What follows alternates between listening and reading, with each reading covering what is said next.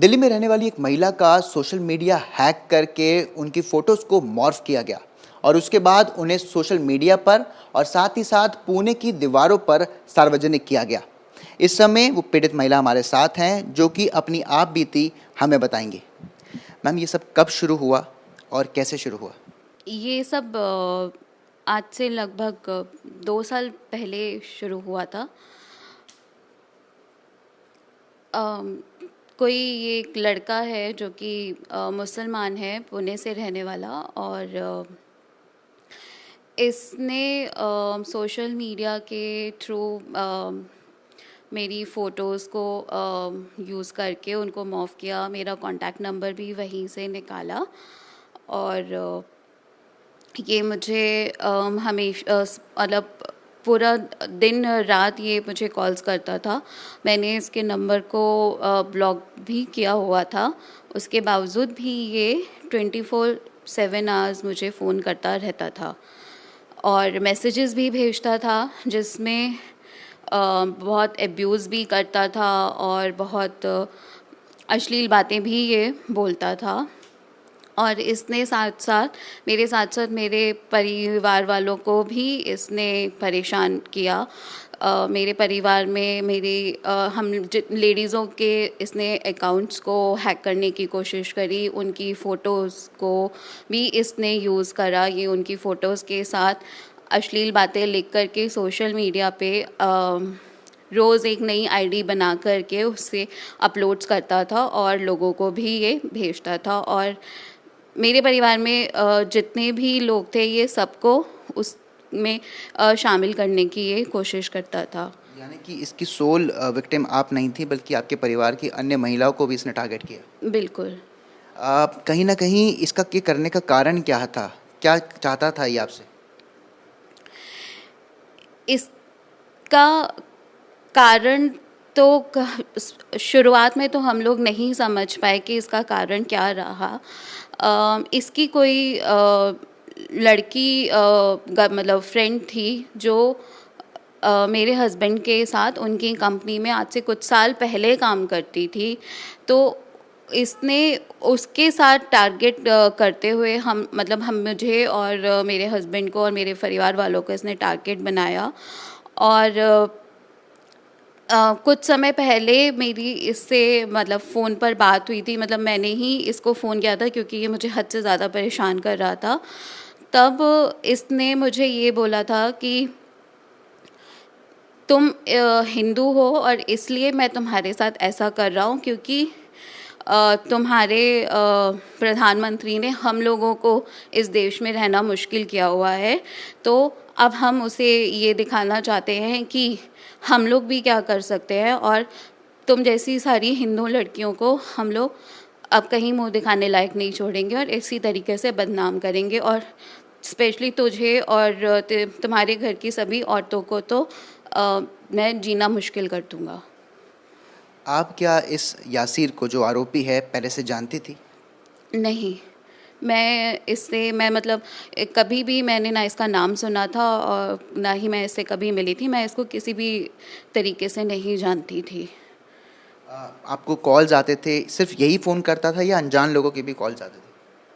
शुरुआत में तो सिर्फ इसी के कॉल्स आते थे, लेकिन अब कुछ समय से लगभग साल भर से इसने पुणे में मेरा नंबर फैला दिया था, लोगों में बांट दिया था। इसने वहाँ के पब्लिक प्लेसेस पे अश्लील बातों के मैसेज देते हुए मेरा नंबर लिख दिया था, तो जिसकी वजह से मुझे अब अनजान लोगों के कॉल्स भी और मैसेजेस भी आते थे।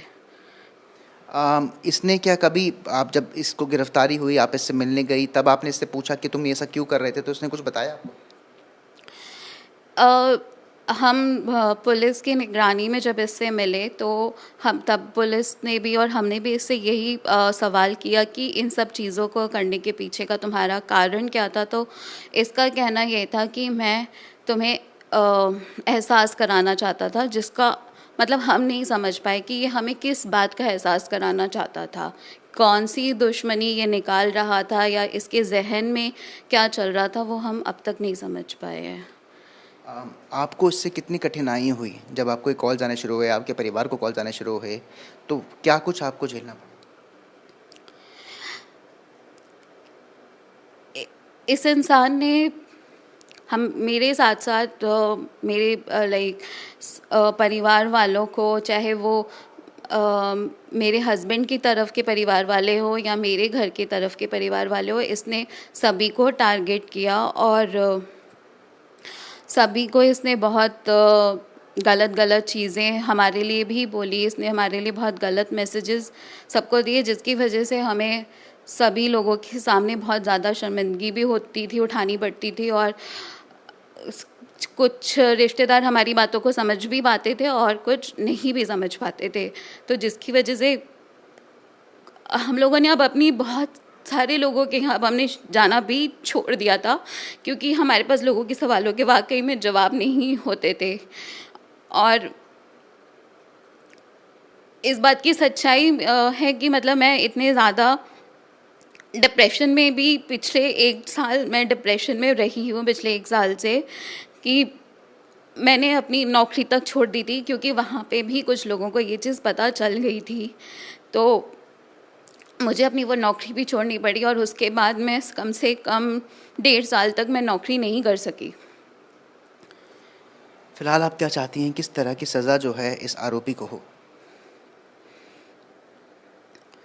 मैं दिल से चाहूँगी इस समय कि हमारे कानून के हिसाब से जितनी भी कड़ी से कड़ी सज़ा इस इंसान को मिल सकती है, इसे मिले, क्योंकि इसे इस चीज़ का एहसास होना चाहिए कि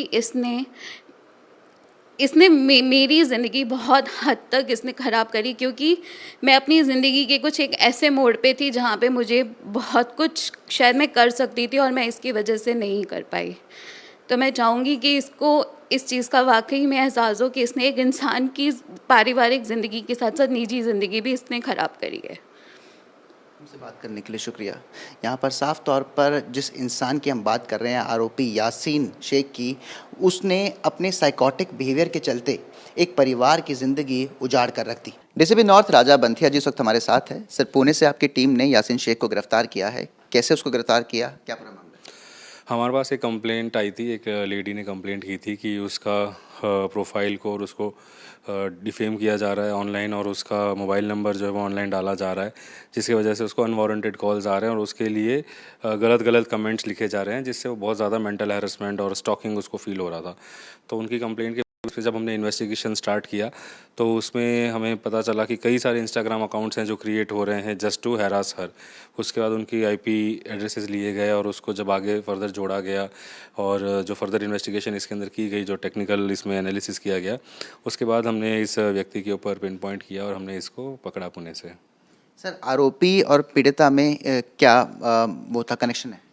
पहले जो पीड़िता यानी जो कंप्लेनेंट और उसका हस्बैंड थे वो पहले पुणे ही रहते थे, और वहाँ पे ये जो आरोपी है इसकी भी कोई एक फ्रेंड थी जो इसके कंप्लेनेंट के हस्बैंड के साथ काम करती थी। तो जो आरोपी है उसको पसंद नहीं था कि वो इसके साथ काम करे, तो उसने वहाँ पे बता रहे हैं कि उसके साथ भी झगड़ा किया और उसका जो उसकी फ्रेंड थी उसके साथ इनका रिलेशन टूट गया। तो he considered that complainants husband is responsible for the breakup. तो उस वजह से उसने कहा कि मेरे को परेशान किया गया है तो अब मैं तुम्हारी वाइफ को भी परेशान करूंगा। इस वजह से उसने समहाउ नंबर एक्सट्रैक्ट किया and then he started revenge by harassing her online. Sir, इसका कोई पहले का क्रिमिनल बैकग्राउंड है? नहीं, पहले का कोई क्रिमिनल बैकग्राउंड नहीं है। ठीक है सर, पूरी जानकारी के लिए बहुत बहुत शुक्रिया।